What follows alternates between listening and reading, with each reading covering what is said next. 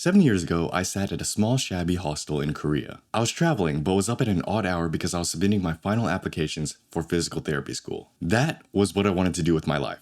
I was sure of it. Fast forward 7 years later, and I'm sitting here in front of you, talking to a camera about photography and life. So you might be wondering, how did I end up here? If this is your first time here, I'm Andre. I run this channel, which is mainly about photography, but we'll occasionally talk about things like productivity, philosophy, and other life-related stuff. And I'm currently 7 years into the process of chasing my dreams. As someone who's still in the thick of it, here's what no one tells you. Making the jump. My dream was never to become a photographer or even a YouTuber, really. I more so began this journey because I wanted a career independent of others. Independent of a soul-sucking office job where you had to clock in to do the same pointless work every single day and listen to someone dumber than you tell you what to do. I wanted some kind of financial freedom where I could make money doing what I enjoyed doing, or at least by my own means. So for me, YouTube was the way out. I first started YouTube in early 2019 with a channel on physical therapy. I wanted to share what I knew about injuries, how to overcome them, and how to get your body working right, pain-free. It wasn't a serious path yet, but it was something I thought could make a little money to replace a part-time job and help me practice my teaching. Fast forward to later that year, and I was rejected from the few schools I applied to and waitlisted for one. I now had a tough decision to make. Spend another year to make my application better, or put all my energy and effort into making videos. Mind you, I only had about 30 subscribers at the time, and my videos were pretty bad, getting almost no views. So either I was crazy, stupid, or both. I don't know. Back then, it was probably one of the hardest decisions I'd ever have to make because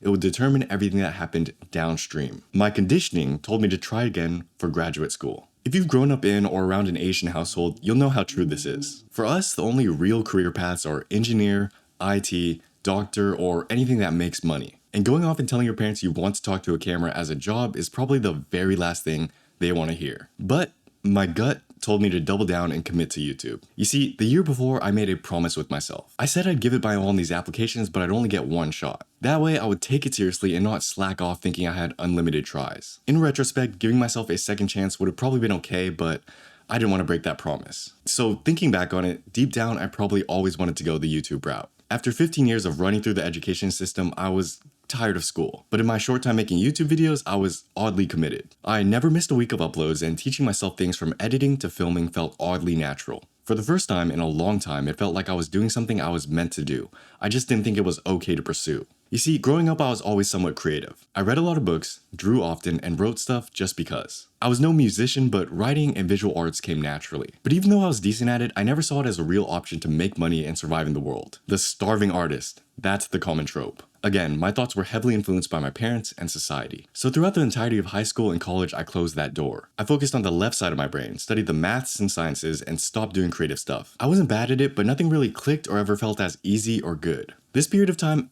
actually helped me greatly, but we'll talk about that in a different video. The point is, it wasn't until I started making videos that I rediscovered that side I had closed off. I'm sure there are many of you that feel similarly about something, whether it's photography, art, or music. It feels natural, you're oddly good at it, meaning you learn and pick things up faster than others would, and you can do it for hours on end without getting distracted or tired. It's easier to focus, lock in, and you have all these different ideas of new things you want to make. You're motivated, energized, and doing the thing is self-reinforcing. That's a clue on what you should be doing in life. A clue based on your natural aptitude, the way your brain works, and where you'll have the most success and fulfillment. Those are talents you were given, and we spend so much of our lives ignoring them because either we don't believe we can or we don't have permission to do so. And then we waste our lives rotting in a meaningless job with mediocre wages to pay for things that will never fulfill us. That's ultimately why I made the jump, because I was scared of waking up when I was old and realized I had wasted my life doing something I wasn't supposed to be doing. But the story doesn't just end there. You see, most people say the things I just said to encourage others to chase their dreams, but they never tell you what happens next. The common assumption is, make the jump and voila, you're successful. But for the past 7 years, I've been finding out what that part actually looks like. Disclaimer, it's not as great as you'd think.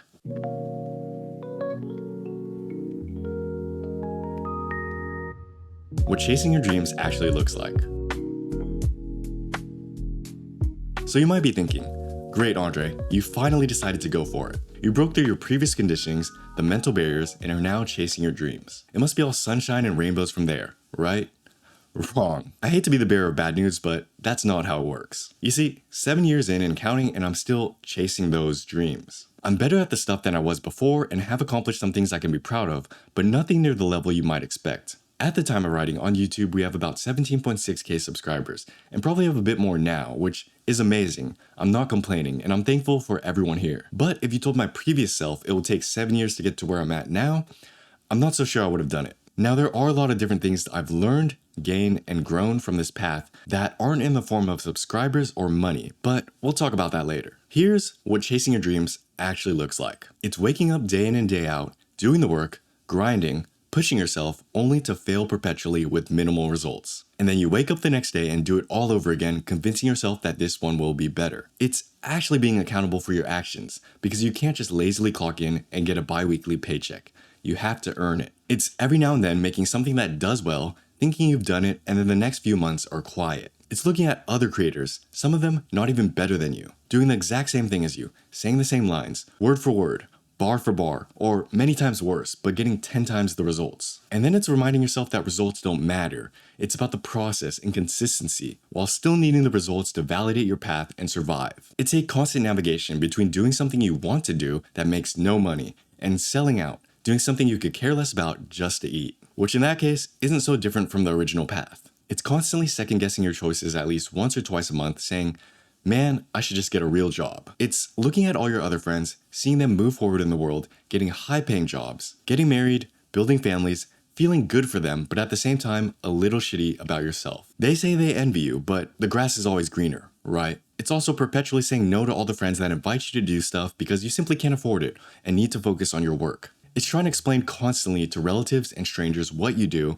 and accepting the judgment that comes with it because you know they won't get it. It's many fights with your parents about your career path, explaining over and over again why this is what you have to do and why it'll work. It just takes time. And this is nothing against my parents. They have been as supportive as they could be. And I understand that they're just worried and want the best for me. And if I were in their shoes, I'd probably do the same thing. But that's an unfortunate reality you might face. Now, I can go on, but that's a peek at what chasing your dreams actually looks like. This is not me complaining about my circumstances or my lack of success. I've come to terms with the path I'm on, and I'm just highlighting a simple fact. Chasing your dreams is not nearly as glamorous as people make it out to be. The many success stories you see in your feed about some guy or girl quitting their job and all of a sudden making 6 figures a year, chasing their dreams, is the extreme minority. You see, for every successful creator online telling you to chase your dreams, there's 1,000 other creators who did and failed, or are still failing. The reason why I think everyone is obsessed with telling others to chase their dreams is because 1, it sounds good and gets views. 2, it worked out for them, so they want to encourage others, albeit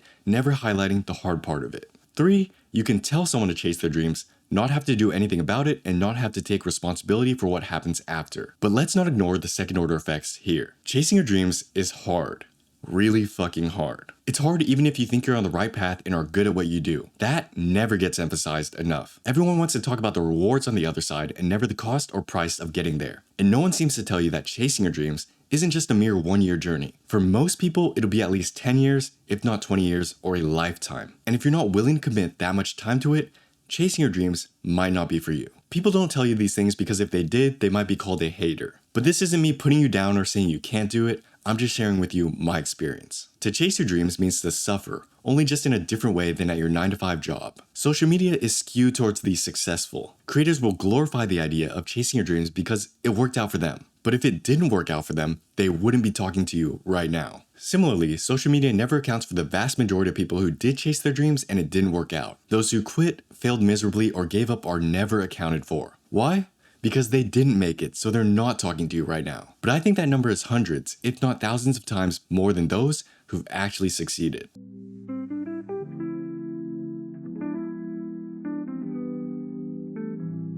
Is it still worth it?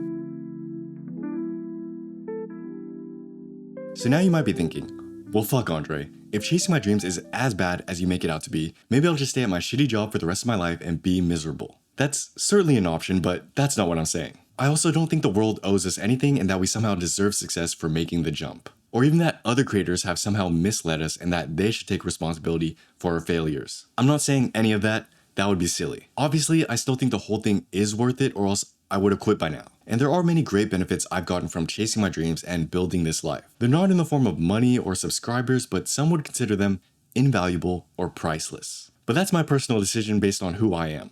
You are a different person. So I'll share them with you and then you can come to an informed decision yourself. First, I no longer struggle with meaning or lack a sense of purpose. I know what I'm going to do every single day and why I'm going to do it, and it's fulfilling. Second, I no longer care if people approve or disapprove of the path I'm on, because I understand that they don't know me like that, and they lack goals or ambitions themselves, so it makes sense they wouldn't get it. Third, I get to choose what I work on and what I say no to. I no longer have to show up anywhere at a certain time to do meaningless work. Rather, I can create and design my own schedule. Sure, I still have to work hard, but it's hard work I chose to do on stuff I care about. I have the blessing of an empty calendar, which doesn't mean I'm not doing anything. Rather, I have clarity and freedom. I get to wake up without an alarm clock because my work is based on what I get done, not how long I'm at the office. Good sleep does wonders for your mental health, happiness, and clarity, by the way.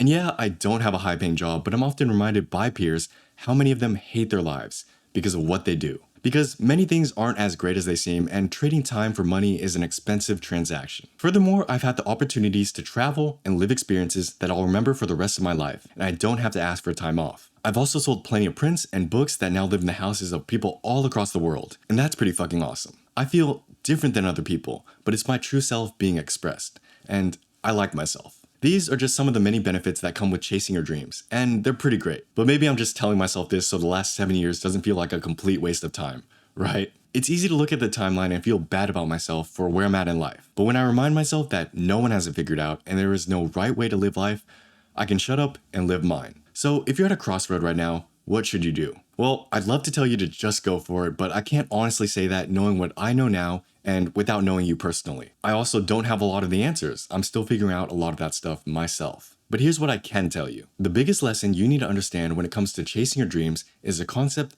called chosen suffering. As you may have realized, whichever path you choose will suck in some way, but it'll also be good in some way. I'm sure 7 years ago, if I decided to stay on track and kept reapplying, I would have eventually made it to graduate school. And I'd be living that life, doing that work, being both happy and sad either way. What both paths have in common is choice. When we choose the path and make the decision for ourselves, the suffering we experience as a result is less painful. But if I were forced to do something involuntarily, I'd feel remiss because someone else chose that path for me. So the antidote is to either make the decision for yourself or convince yourself it was your decision or the right decision. Because if you're going to suffer in life anyways, it might as well be the suffering of your choosing, right? The real question you have to ask yourself is, would you rather suffer now for trying or would you rather suffer later for never trying? Either way, you're going to suffer, so logic says you might as well try.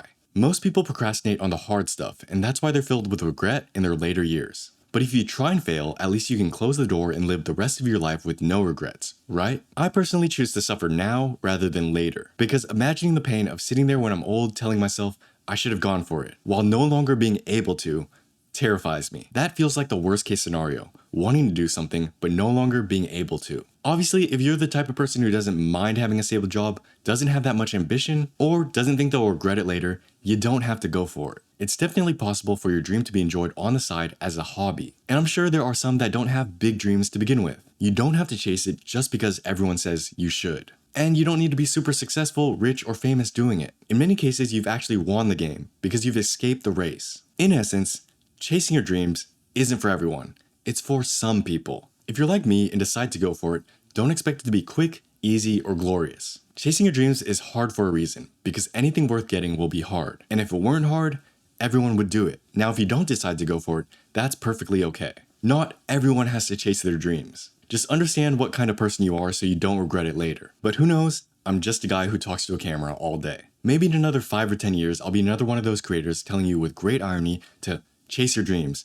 It's worth it. Or maybe you won't see me again because I'll disappear from the face of the earth if I didn't make it. We'll just have to wait and see. TLDR, chase your dreams if you tend to regret things and are willing to work hard for a long time. Don't chase your dreams if you're not. And if you've gotten this far and still don't know what to do, flip a coin at this point. Anyways, I hope you found this helpful. If you have a friend who's currently making a difficult decision in life, send them this. It might help. Also, if you're into photography, subscribe and stick around. That's what the channel is about. I share with you all the things I know about photography as well as the current lessons I'm learning. I've also got a few courses like Photography Systems and Photography Essentials to help you improve in the links down below. Check those out as well. Thanks for watching, happy shooting, best of luck with everything going forward, and I'll see you in the next one. Peace.